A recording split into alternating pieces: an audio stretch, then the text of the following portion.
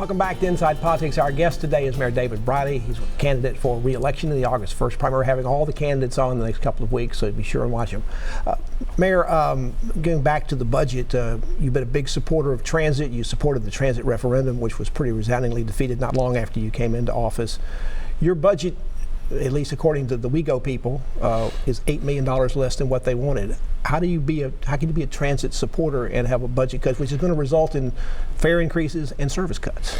Sure, it is. The state cut our funding level this year by about $8 million.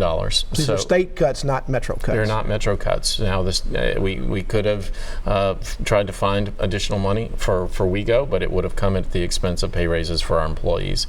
And so we've been working with WeGo to minimize the interruption to folks. And when I met with Steve Bland, the director of WeGo, just I guess 10 days ago, it seemed like we'd gotten it down to about 12 people that were going to lose all access to service, and we're going to find a way to get them more service through the access ride to the greatest extent possible. Surely we do want to improve the quality of our public transit, and we're committed to doing that. And this year was certainly difficult for WeGo in that context. The council failed by one vote to approve a property tax increase. The city hasn't had a property tax increase since 2012. Council members are saying that privately you're telling them you're going to go for one next year after you're reelected. If we need more money in the community, why didn't we do it now? Well, that's not what I've been telling council members. What I've been telling council members and people consistently is that the first step is not to decide to raise taxes. The first step is to decide what you need. And so right now we don't know what we need to pay our teachers. We don't know what that number is, or for our firefighters, or for our police. So we're in the process of doing comprehensive assessments of those things. Then next year we'll look at what our revenue is through growth and maybe through some additional state money, and then we'll make a decision about what we need to do. But, and this may be why they got confused, I am committed to making sure that we have the revenue necessary to fund those things. The budget that the council passed, that was your budget, and it went through by default, envisions about $40 million in revenue that's not there right now. Part of it would be from the selling of the downtown energy system the city has, and the other would be for the privatization of the downtown parking system, the parking meters.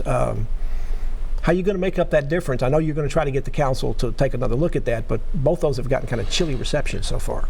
Well, just to be clear, both of those are long-term plans that were initiated through something very much like a Blue Ribbon Commission, but through something that looked at smart cities. What are smarter cities around the country doing? And so the agreement to have a joint venture with a private company to manage our parking and integrate technology into it's what virtually every city around the country is doing. There's a $30 million payment on that on the front end for this, and that's supposed to be in this year's budget. If that's not there, what do you make up the money? So last year we had a similar number. We had $15 million in last year's budget for parking as well. The council approved that last year. And the way we manage through that is by managing our expenses closely, by looking for new revenue. And we have the option of, we are exploring with MDHA a way to regularize, to make the payments regular on the TIF, and we think that's going to result in both some one-time savings and some long-term savings for the city. We intend to do that regardless of whether or not parking goes forward, but we think that'll give us some leeway on that as well. Now the DES, the city has an option, right? We can either invest $60 million of our money in upgrading it and expanding it, or we can get a private company to do it. And we think that having the private sector come in and do something that a city really doesn't do around the world anymore is the better option. Have you got the state on board? But they're the largest user of it. We believe the state will be on board. Do you think they'll buy off on that deal? Councilman Cooper says quite frequently that one of the problems is we're spending too much time worrying about downtown, particularly tourism, and not enough on neighborhoods and other things, particularly when you look at all the funds that are being driven by tourism dollars, and much more than anybody ever thought would ever be needed to fund the Music City Center. Is it time to change the law or change the allocation so that some of that money comes for all the city, not just to be used and basically hoarded by the tourism officials? It's being generated, but well, Councilman Cooper makes some pretty frank misrepresentations about our ability to do that. We can't just change the law to do it. When we built the convention center, we borrowed money from the bondholders, and part of the covenants between the city and the bondholders is that we will maintain that tourist development zone, and that the money that's collected there will go towards the purpose of paying down the convention center. Now, I have worked with the Convention Center Authority to get $10 million a year to focus on the tourist-related costs for downtown, and that is something that we've been able to do. They can use it on tourist-related expenses, and we're working hard with them to make sure that we're maximizing our ability to do that. Downtown also has all the scooters right now. You want to see them go away for a time. This has been an off and on kind of thing, and it hasn't worked very well. You're being accused by John Ray Clemens of having 4 different positions about scooters in just like the last 4 months. Is that true? No, it's not true. When the scooters came at the beginning, I was not in favor of them.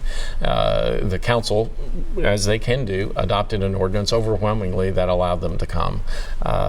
I signed it because the council had decided. Now, right now, it is clear to me that what the council did was a failed experiment. It doesn't work. And so I'm sending legislation up to the council to ban them.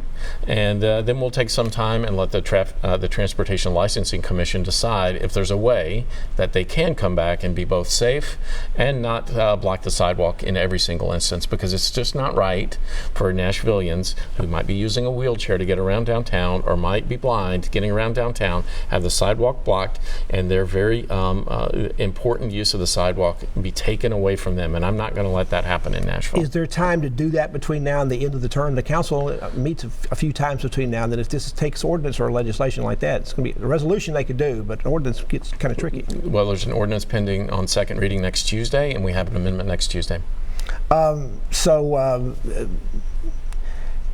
Councilman Cooper basically says you're doing this to sort of favor 2 of the larger companies. But right now we have 7. 7 may be too many, but is too few. Are you giving these 2 companies a monopoly if you only have those 2 providing the service in Nashville? Well, we haven't picked 2. I mean, the issue would be that the Transportation Licensing Commission could come up with an RFP that would let all of them bid on it and decide. They could decide who actually would be getting the contract. I have no idea who would get it. The issue is that by having 7 here, they all need to have 2,000 or 3,000 for it to work for them financially. So if you bring it down to a smaller number of companies and a smaller number of scooters, it might actually work both for the companies and for the city. Mayor David Briley is our guest on Inside Politics. We're talking about the upcoming election on August 1st, in which he's a candidate for re-election. Back to continue our conversation after you watch these messages. Welcome back to Inside Politics. Our guest today is Nashville Mayor David Briley. Mayor, just to follow up very briefly on the scooter situation, it's like 2 million riders and 2 million miles already, so they're obviously very popular, particularly among a younger crowd. If we decide not to have these here at all in the future, and that seems to be a possibility, are we going to hurt our tourism, the people coming here, and particularly attracting younger millennials, who a lot of whom are moving to Nashville? Well, I think there is a consequence to taking them off the streets if we do it entirely and permanently. But I think the downside of having them outweighs that, if that's what ends up being the case. I was just watching something on a competitor channel on the national level, and it was a woman who had visited here and said she was not coming back because of the scooters. And so I think there is a real downside to having them down on Lower Broad, where a lot of the businesses down there are fed up with them. It's not entirely an upside for tourism. There's a big downside for tourists as well. Let's talk about affordable housing. It was a big issue in the mayor's race 4 years ago. It seems to be as big an issue today. You're trying to come up with a plan through MDHA to spend, I think, close to $750 million on this issue. You also challenged the business community to put up another $250,000 to help on this. I haven't heard about any businesses stepping forward to help you. Is this plan not going anywhere, at least as far as the challenge is concerned? No, we're making progress on it. It's just a complicated part of the equation. We are spending $500 million of city money to address a very critical issue to the city. And so when you look at what we're going to do at MDHA, going to all 6 of their developments and making them mixed income, it's going to improve the quality of life for everybody, not just the folks who are living there, but in the surrounding community. communities. It's an important thing we got to do, and we got to get started. Since you've been in office, you've been trying to get some affordable housing, a major project going downtown. First, you were looking at that in the land swap down across from the library, and now you looked at the Morris Memorial Building. The committee you had look at that came back and said, no, not affordable housing. Is it just because Nashville's too expensive downtown to be able to make something like this work?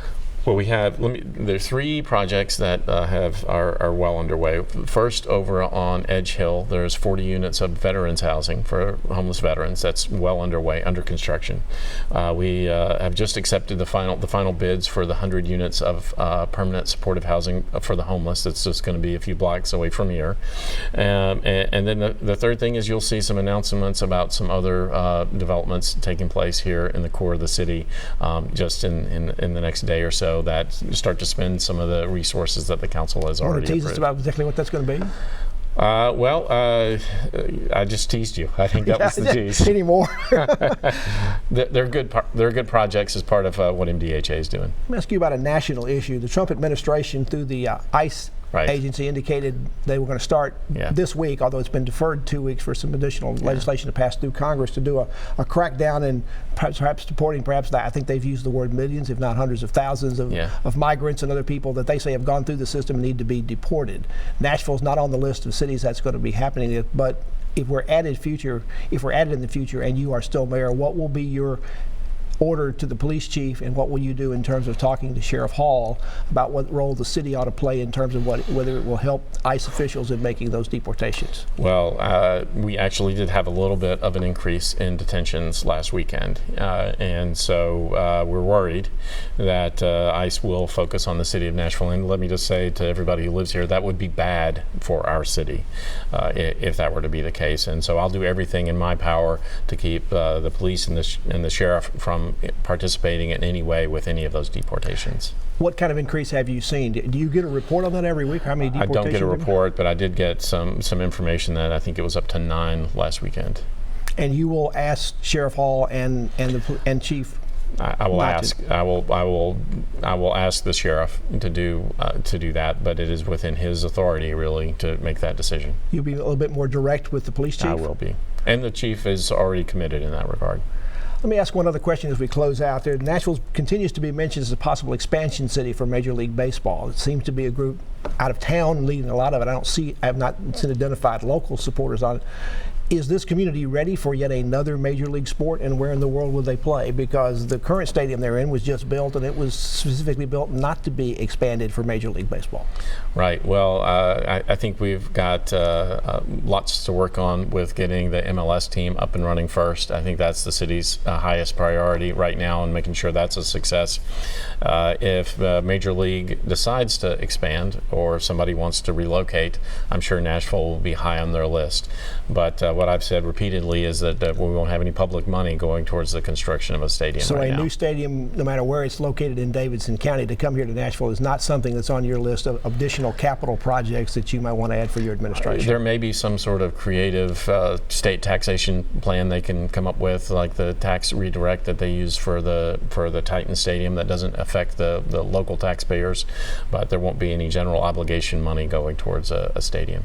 You looking for this to be a runoff for this situation? Do you expect to get more than 50% August 1st? Well, I'm doing everything I can to come in first and get more than 50% on August 1st. And in the meantime, all I can do is work hard. I'm not a good prognosticator about what the results will be, but I'm working hard.